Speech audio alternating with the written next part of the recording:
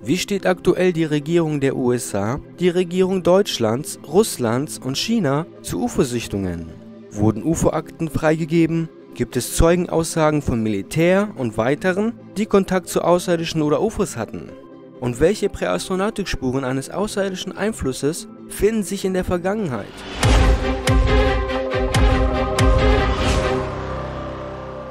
USA. Die weltweit bekannteste Nation bezüglich Außerirdischen ist mit Roswell und Area 51 die USA. Ansicht der Regierung.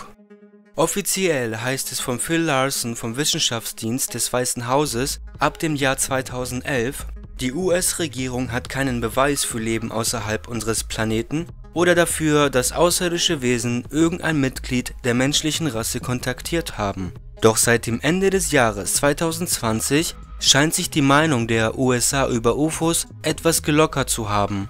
Nun heißt es, wir wissen einfach nicht, was es ist. Offen gesagt wäre es vielleicht sogar besser, wenn es etwas von außerhalb dieses Planeten ist, als die Tatsache, dass wir eine Art technologischen Sprung im Namen der Chinesen oder der Russen oder eines anderen Gegners erleben, erklärte Florida-Senator Marco Rubio in einem Interview bei CBC Miami. Das US-Verteidigungsministerium hat nun ganz offiziell eine UFO-Arbeitsgruppe ins Leben gerufen, da die US-Regierung besorgt ist. Es sind häufiger unbekannte Flugobjekte über Militärstützpunkte in den Vereinigten Staaten gesichtet worden, bestätigte der Senator. Daher möchte die USA im Interesse der Bevölkerung UFO-Sichtungen untersuchen und herausfinden, was das für Flugobjekte sind, die in den eigenen Flugraum eindringen. Was denkt ihr, will die USA nur ablenken? Ablenken von der Wahrheit. Und die Wahrheit ist, dass die USA ganz genau Bescheid weiß, worum es sich bei diesen Flugobjekten handelt. Weil die Flugobjekte vielleicht ihre eigenen sind? Schreibt eure Meinung in den Kommentaren. Die offizielle Stellungnahme, dass die US-Regierung keinen Beweis für außerirdisches Leben hat, gilt weiterhin bis heute. In der Bevölkerung hingegen sieht es ganz anders aus. Knapp 50% der US-Amerikaner sind vom Phänomen der außerirdischen UFOs überzeugt. Viele sind auch aktiv auf der Suche und demnach auch bereit, bei Involvierung auszusagen. Der amerikanische UFO-Hobbyforscher John Greenwald hat über 12.000 bisher geheime UFO-Akten des US-Militärs im Internet zusammengetragen. Er hatte die letzten 20 Jahre damit verbracht, sich die Dokumente von den Behörden zu besorgen. Seit 2015 hat er die gesamte Sammlung auf seiner Seite The Black Vault zugänglich gemacht. Sie beinhaltet Aussagen von Augenzeugen, Fotos und Zeichnungen. UFO-Akten wurden über die Jahre immer wieder offengelegt. Allein das Project Blue Book der amerikanischen Luftwaffe füllt 130.000 Seiten. 791 UFO-Sichtungen bleiben nach eingehender Untersuchung ein Rätsel. Viele Dokumente sind natürlich komplett geschwärzt und es können nur wenige Informationen entnommen werden. Dennoch ist das nur ein kleiner Teil der Spitze des Eisberges. Whistleblower-Aussagen. Das Buch Geheime Weltraumprogramme und Allianzen mit Außerirdischen von Michael E. Salla enthält umfassende Zeugnisse dreier Whistleblower, von denen jeder aussagt, unmittelbar an geheimen Weltraumprogrammen teilgenommen zu haben, die mit einer streng geheimen Zweig der US Navy verbunden waren.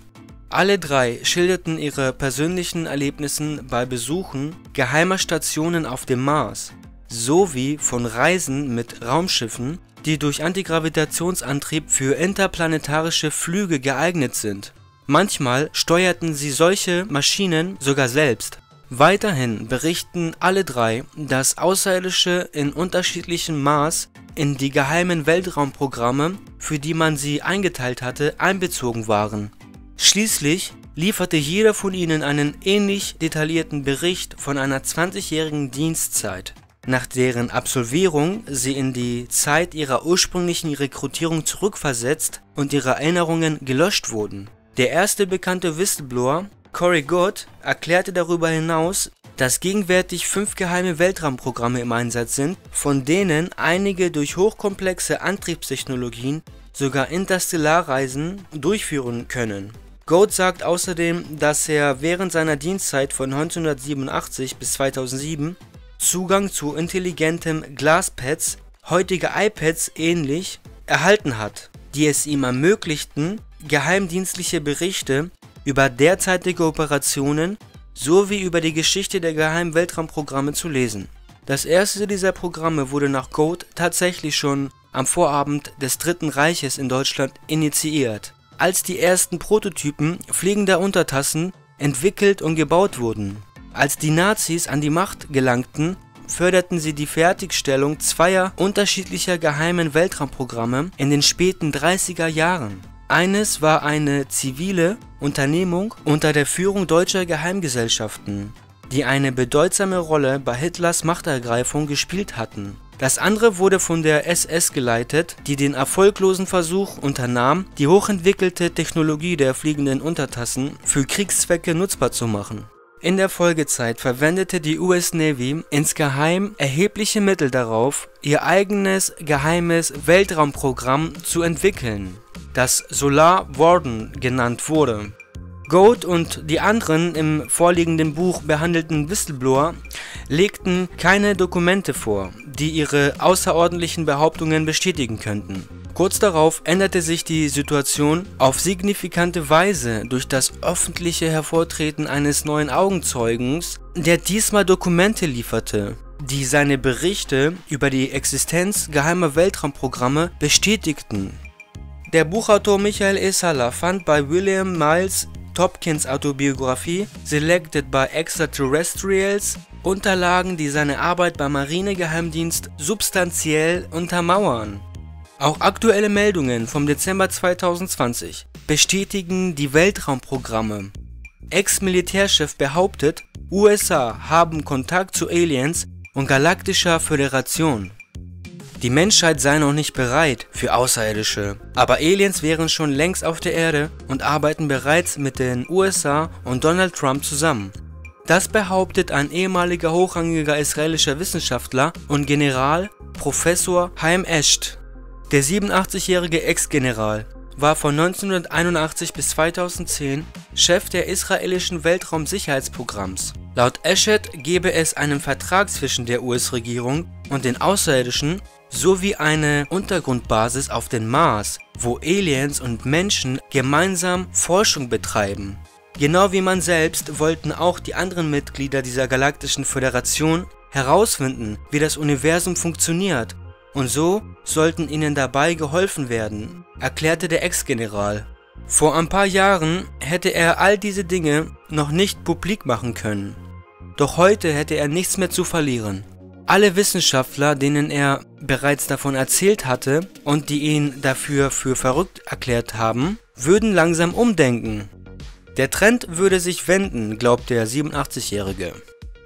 Hopi-Indianer. Die Hopi-Indianer leben auch heute noch im Nordosten von Arizona im Südwesten der Vereinigten Staaten. Die Vorfahren der Hopi-Indianer gelangten bereits vor 12.000 Jahren in den Südwesten Amerikas und gelten als die Vorfahren der Mayas und Inkas. Interessant an ihnen ist ihre mündliche überlieferte Mythologie und ihr Glaube, die von der Erschaffung der Erde spricht, und den großen Lehrmeister, den Kachinas. Demnach lebten vor der Erschaffung der Erde die Geister in einem grenzenlosen Raum namens Tokpela. Zur Zeit der Erdschöpfung sollten die Geister menschliche Gestalt annehmen und der Schöpfer bestimmte diejenigen, die das irdische Licht beginnen sollten. Weiter heißt es, ihr Schöpfer erschuf 4 Welten hintereinander, in der die Menschen jedes Mal ausgelöscht wurden, da sie die Weisungen des Schöpfers missachteten. Somit begann das Ganze 4-mal von vorn, indem durch Weltkatastrophen nur wenige gute Menschen überlebten. Heute sollen wir uns in der 4. Welt befinden. Erich von Däniken untersuchte die Überlieferung der Hopi-Indianer und kam zu einer sehr interessanten Interpretation. Unter den Kachinas gibt es gravierende Unterschiede. Es gibt die Erzeuger, die Hüter des Gesetzes, die Astronomen, den spezialisierten Handwerker und die Lehrer, in der weiteren Untergruppen eingehörten. Nach persönlichem Austausch von Erich von Däniken mit den Hopi-Indianern erklärten sie Folgendes: Die Hopis stellen diese große Lehrmeister aus 2 Gründen in Kachinas Puppen dar. Erstens, damit die Menschen nicht eingebildet werden und glauben, wir seien die Größten und wir hätten alles selbst entdeckt.